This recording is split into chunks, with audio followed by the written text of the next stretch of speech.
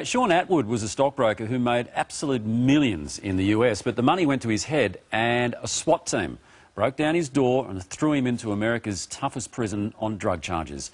Now free, I caught up with Shaun just a little earlier. Successful stockbroker investor who's made millions end up in one of the world's toughest jails. Well, I made more money than I had common sense in my 20s. The money went right to my head. I started throwing rave parties, English style, in the Arizona desert. Had people bringing ecstasy over from Holland, so I was knowingly breaking the law. SWAT team smashed my door down, and that's how I ended up in the jail that's got the highest rate of death in America. Give us a snapshot, will you, Shaun, of just how tough it was in there. I mean, how were you feeling when you went through the whole process of checking in, for want of a better term? As soon as you go in, you've got to get used to the sounds of heads getting bashed against toilets, bodies getting thrown around, seeing people getting carried out on stretchers who look like they're dead. I'm not a tough guy, and I was lucky because some of my bouncers were arrested with me, and they protected me, and I formed alliances with the right people. I started writing the life story of a guy called Two Tonys, who was a mafia mass murderer.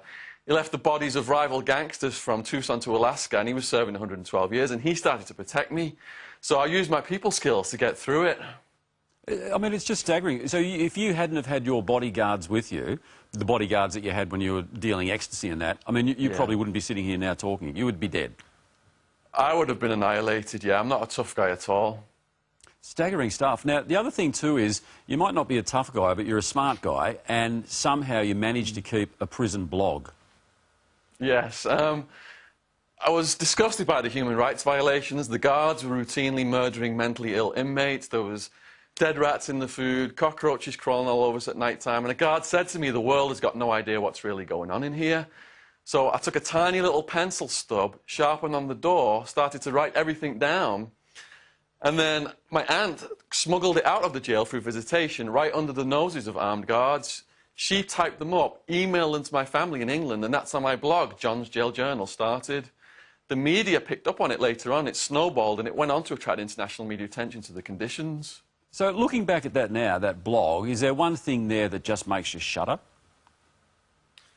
The very first blog entry that I wrote, we've had no running water for 3 days. So the toilet that we sleep next to, it's so full of sewage that the mound has risen above sea level. Anyway, the water starts to come back on, and it's going to flood the cell. So I've got no choice but to put a sandwich bag on my hand and dig through the sewage to try and let the water through. And I'm elbow deep up to in sewage as this is going on. Staggering stuff, and that's just one of the entries. So you did the crime, you did the time. What are you doing now? Now I'm an activist. I'm still helping the prisoners I met inside. I'm an author. My life story is coming out as a trilogy. I've actually got Party Time is the latest instalment. And I'm also a public speaker to schools across the UK and Europe. I go in, scare the living daylights out of them with the jail conditions in the hope of putting them off drugs and crime. Well, hopefully you'll come out here and spread that message as well, because it's a message that we just can't enforce enough, really. So, Shaun, thanks for your time, so to speak. And hopefully now you are on the straight and narrow. We look forward to reading the books, and we look forward to that message being spread, not just in your part of the world, but right around the world. Oh, thanks very much for having me on. Cheers, appreciate it.